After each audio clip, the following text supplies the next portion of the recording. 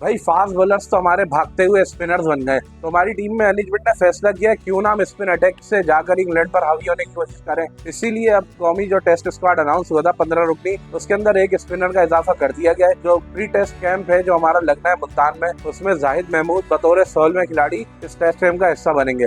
लेकिन जब 7 अक्टूबर से ये टेस्ट मैच स्टार्ट होगा तो वापस इस स्क्वाड को कम करके 15 रुकनी कर दिया जाएगा और फिर हमारी टीम उसमें से डिसाइड होगी 11 खिलाड़ी कौन से खेलेंगे। बांग्लादेश के खिलाफ जो हमने एक माइंड बनाया था कि हम पेस बॉलिंग के साथ जाएंगे और बांग्लादेश को उड़ा के रख देंगे, वो तो हुआ नहीं। बांग्लादेश ने उल्टा हमें उड़ा के रख दिया और हमने ग्रीन टॉप विकेटें बनाने की कोशिश की, पता नहीं क्या क्या किया, क्या क्या सोचा, मगर बांग्लादेश के स्पिनर्स ने हमारा ही काम उतार दिया और हमारी सारी विकेटें वो स्पिनर्स खा गए उनके। अब हमारी टीम मैनेजमेंट को शायद एहसास हुआ है कि स्पिनर जो है बहुत ही जरूरी है, क्योंकि मुश्ताक अहमद जो बांग्लादेश के स्पिन बॉलिंग कंसल्टेंट है, उन्होंने भी कहा था कि जब आपके पास कोई वर्ल्ड क्लास स्पिनर हो तो आपको रिलाय जरूर करना पड़ता है, उसके ऊपर भरोसा रखना पड़ता है, क्योंकि स्पिनर ऐसा होता है वो कंडीशंस का मोहताज नहीं होता, उसकी आपको जरूरत पड़ जाती है। तो भाई ऐसा ही हुआ है। अब कौमी टीम की मैनेजमेंट ने नोमान अली की वापसी कराई है, जिन्होंने श्रीलंका में 7 विकेटें हासिल की थी अपने आखिरी टेस्ट मैच में जो उन्होंने बॉलिंग की थी दूसरी इनिंग्स में। इसके अलावा अबरार अहमद ऑलरेडी हमारे स्क्वाड में मौजूद है और अब तीसरे स्पिनर जाहिद महमूद को भी स्क्वाड में शामिल कर लिया गया। जाहिद महमूद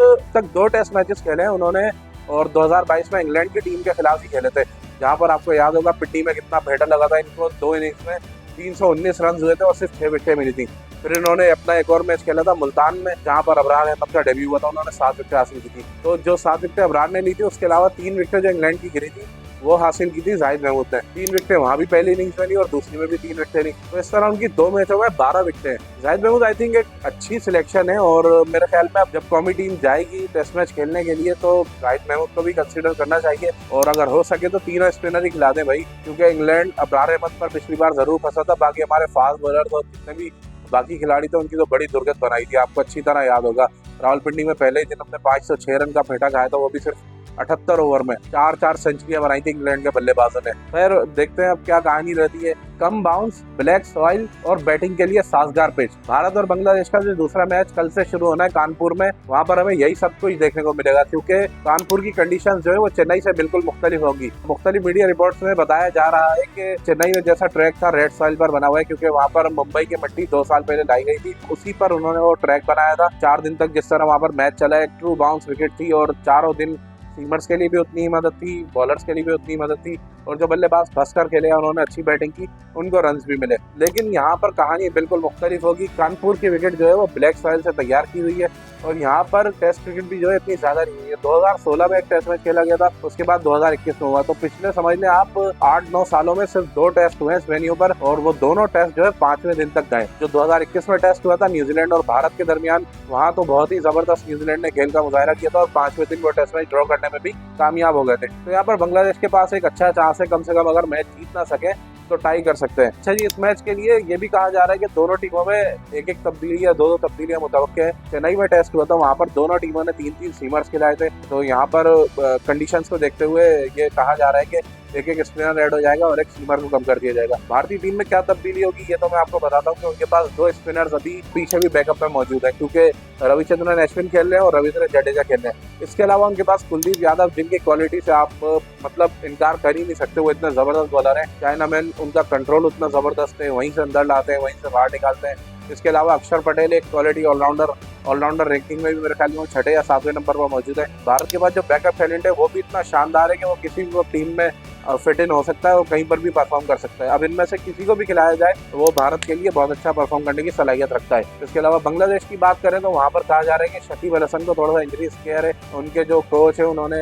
गुज़िश्ता रोज प्रेस कॉन्फ्रेंस में कहा कि शकीब अल हसन को थोड़ी जो फिंगर में बॉल लगी थी वहाँ पर चौथे दिन चेन्नई टेस्ट के, तो वो थोड़ा सा डाउट है उनका कि खेले या ना खेले, लेकिन मुझे लगता है शकीब अल हसन तो खेल जाएंगे।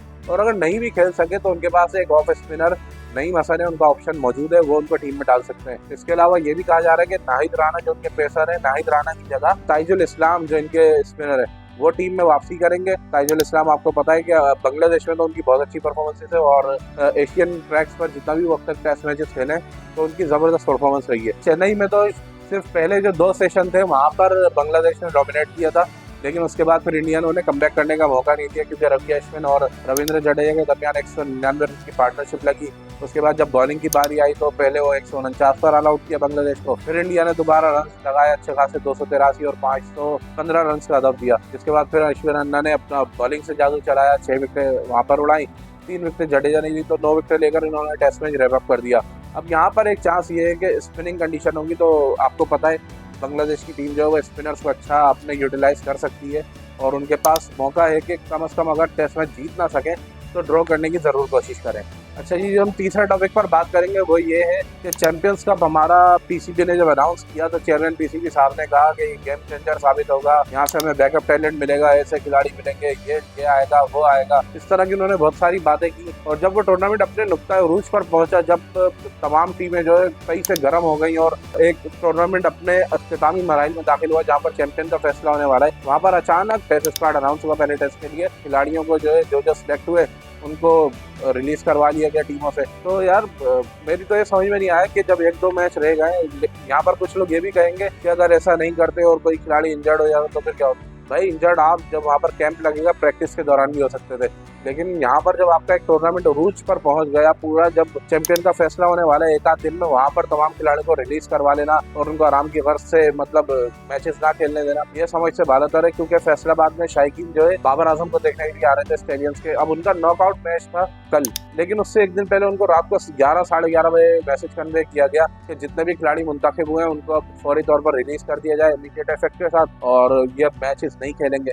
तो यार ये तो वही बात है कि हम अपना एक ब्रांड खुद बनाते हैं और खुद ही उसको एकदम गिरा देते हैं। जैसे होता है ना कि एक बकरी जो है वो 15 किलो दूध देते, 10 किलो दूध देते, लेकिन आखिर में उसके अंदर महंगी करते, वही वाला हिसाब हुआ है यहाँ पर। हमने इतना टूर्नामेंट अब जब उठ गया था, यहाँ पर आकर आवाम थोड़ा सा इंटरेस्ट लेना शुरू हो गई, वो चीज़ों को जानना शुरू हुई, हमने प्लेयर्स को देखा, सब चीज़ें देखी, हमें कोई नया टैलेंट तो मिला नहीं, लेकिन जो हमारे चार्म थे इस टूर्नामेंट के खिलाड़ी उनको भी हमने वापस बाहर निकाल दिया। क्या प्लानिंग हो रही है, क्या हो रहा है, अपनी तो समझ से बाहर है भाई। इसी तरह आपने देखा होगा कि ऑस्ट्रेलियंस के मेंटोर शुएब मलिक ने भी फिर शिकवा किया। यहाँ मैच से पहले अचानक मैसेज आया कि खिलाड़ियों को रिलीज कर दिया जाए, दूसरे मुतबादिल खिलाड़ी खिलाए गए, वो भी दूर दूर से उनको सफर करके बुलाना पड़ा। शुएब मलिक ने कहा कि यार जब इतना गर्म मौसम में फैसलाबाद में, वहाँ पे हमने खिलाड़ी को इतनी दूर से पहले सफर करके बुलाया रात में, फिर सुबह उनको 50 ओवर का मैच खिला देना, ये तो खिलाड़ी के साथ भी ज्यादती है, क्योंकि उसको प्रिपरेशन का मौका ही नहीं मिला बिल्कुल भी। अब वो तो रिलैक्स थे कि भाई जब टूर्नामेंट पूरा सारे लड़के वही खेल रहे हैं, 4-4 मैचेस 5-5 मैचेस खेल चुके हैं, तो उनकी जरूरत ही नहीं है अब, क्योंकि टीम बिल्कुल सेटल्ड हुई है।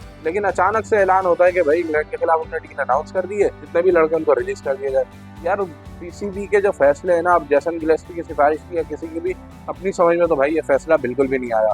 अगली वीडियो में मुलाकात होगी, लाइक शेयर और सब्सक्राइब जरूर कर देना।